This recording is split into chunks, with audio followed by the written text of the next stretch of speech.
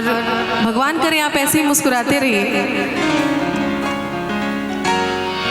और आपकी जैसे आप लोग दिख रहे हैं वैसी फरमाइशें भी आ रही हैं। और विवाह का उत्सव है, वैसे मुझे पता चला कि तिलक के दिन का ऐसे मुझे आना था। मुझे आज ऐसा लगा कि आज तिलक है, मुझे पता नहीं था कि आज क्या है, लेकिन पता चला कि दूल्हे राजा की फरमाइश थी कि जिस दिन वो फ्री रहे ताकि वो सुन सके, तो इसलिए आज ये कार्यक्रम रखा गया है। पर पता नहीं दूल्हे राजा कहाँ हैं। अच्छा, पीछे बैठे हुए हैं, ओके। अच्छा, यही है दूल्हे राजा, क्या बात है, बहुत बढ़िया। अगर हम कहें और वो मुस्कुरा दे, अगर हम कहें और वो मुस्कुरा दे, हम उनके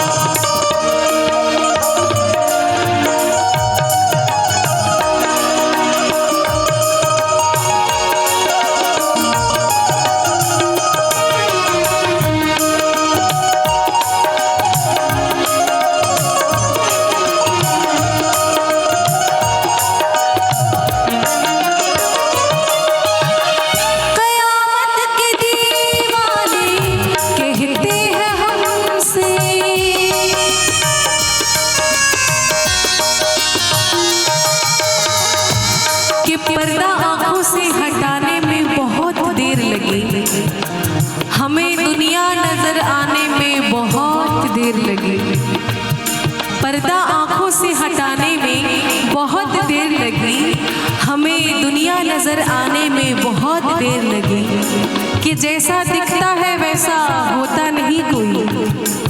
जैसा दिखता है वैसा होता नहीं कोई, खुद को ये बात बताने में बहुत देर लगी। कयामत के दीवाने कहते हैं हमसे, कयामत के दीवाने कहते हैं हमसे, चलो उनके चेहरे से पर्दा हटा दे। अगर हम कहें और वो मुस्कुरा दे, अगर हम कहें और वो मुस्कुरा दे, हम उनके लिए जिंदगानी लुटा दे। हर एक मोड़ पर हम गमों को सजा दे, हर एक मोड़ पर हम गमों को सजा दे। चलो जिंदगी को मोहब्बत बना दे। अगर हम कहें और वो मुस्कुरा दे, अगर हम कहें और वो मुस्कुरा दे, अगर हम कहें और वो मुस्कुरा दे, अगर हम कहें और वो मुस्कुरा दे।